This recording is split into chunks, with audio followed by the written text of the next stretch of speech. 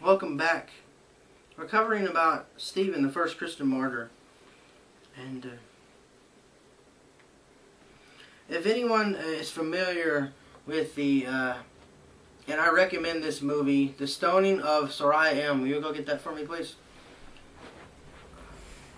I want you guys to have an understanding of what is current day, 2010. You don't have to take it out. And you can hold this up in front of the camera for everybody. You can get up closer so they can read it.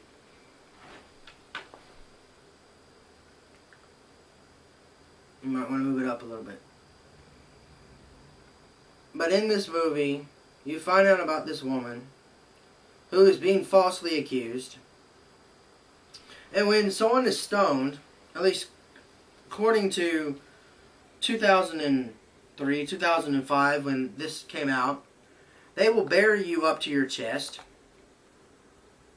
Your family is the first one to hit you. Your children, as young as 2, 3. Your husband, your wife. Your father. Father. Her father was the father-in-law. And it's a whole town event. Everyone gathers for this. It's like everyone that wants to watch, you know, Dancing with the Stars while stoning, which is currently something that happens in Afghanistan. This happened in Iran. Iran and other places. It might be a family event. It might be a whole town event. People from across the world, as of 2010, will come see someone be stoned. And stoning is, quite simply, the gathering of rocks or whatever to be thrown at someone until death. It is not as severe as a crucifixion, but it is very close. So Stephen is, you know, going through the same thing. They say more Christians die for their faith in the 20th century than those combined in the previous 19 centuries combined.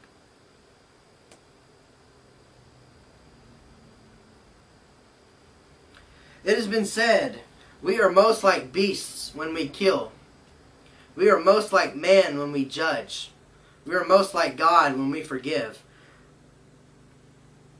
Stephen was the first Christian martyr, and the word martyr, for those of you that don't understand, is someone who dies for their faith. Now, am I sitting here telling you to purposely become like those, what do they call the Hutai people? They think the end of the world is near, so therefore we must prepare and they kill themselves. Kill themselves or kill other people. No, Jesus Christ said that you must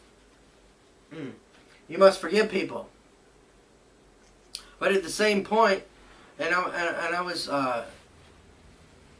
examining the heart of Eternal Flame News the other day, as per why is it here and what is its purpose and direction.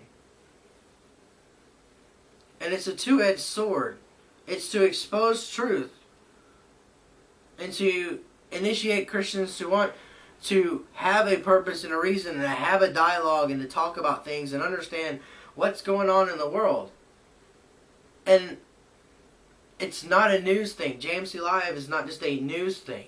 It's supposed to be, and this is a phrase that's not very well put, but to enable the church to fellowship with one another, to be friends, to expose truth, so the true truth can set people free, because there's so much junk in the world right now, and Christians are losing their rights, like right and left across the world. There's people being killed in China. There's people being killed in Iran.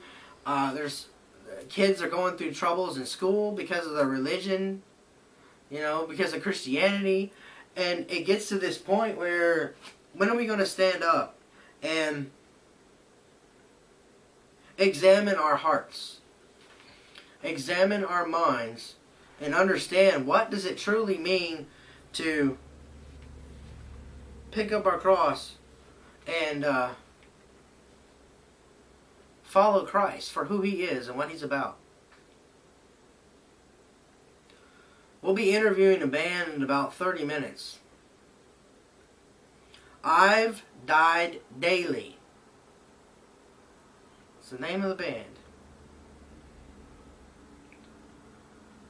Can we do that today? Can we honestly pick up this cross, which a few ministers I know say that there is no way humanly possible. You hear the phrase, pick up your cross and follow me. You can do this on your own. Christians have become lone rangers.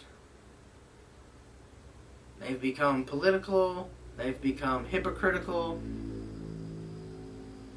and narrow-minded, to the point where they could walk right in front of a lost person and they couldn't even see it because they were too blind, because they're too busy with what's going on with their day.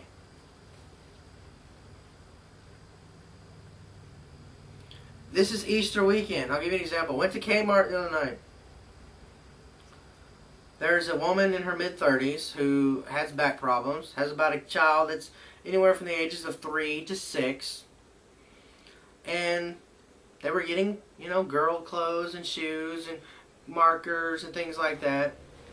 But as I walked around Walmart and Kmart and other stores that I went across this holiday season, if you want to call it, majority of the people are buying necessity needs, clothes, food, maybe a few toys. But in this instance, these people were behind me. It was a grandmother, mother, and granddaughter. And I will refer to them in that state. The grandmother was pulling out her checkbook and things. The daughter was pulling out her cash out of her wallet, out of her purse. And the granddaughter was misbehaving and just acting up, trying to grab things in the line. Little kids want to grab the candy, whatever, stuff like that. So that's what was going on behind me. So I was hearing this. And the next thing I hear is, Mom, I can pay for that myself.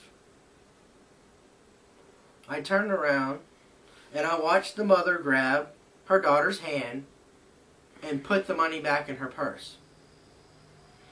I challenge you these next 72 hours that when you go to your store to buy your little nice, wonderful Easter things, can you do what that mother did for her daughter? I challenge you to pay for the person behind you. If you have money, do it. Especially if they're buying things for their kids like clothes and stuff like that person was. Do you know how much of a difference you'll make to that person? They don't have to know your name. They don't have to know who you are and what you're about. And you don't have to brag about it. You don't hear us sitting here talking about, oh yeah, this person came over and we gave them this, or we gave them that, or we did this, we did that. You can't go that way. God wants you to do things in secret. To pick up your cross and follow Him means that you need to help people. Unemployment right now, and I told you this wasn't going to go political, but in a way I'm going to have to. There's people right now that have no unemployment. And I'm going to take a break. And I'm going to talk to you more about what God wants you to do.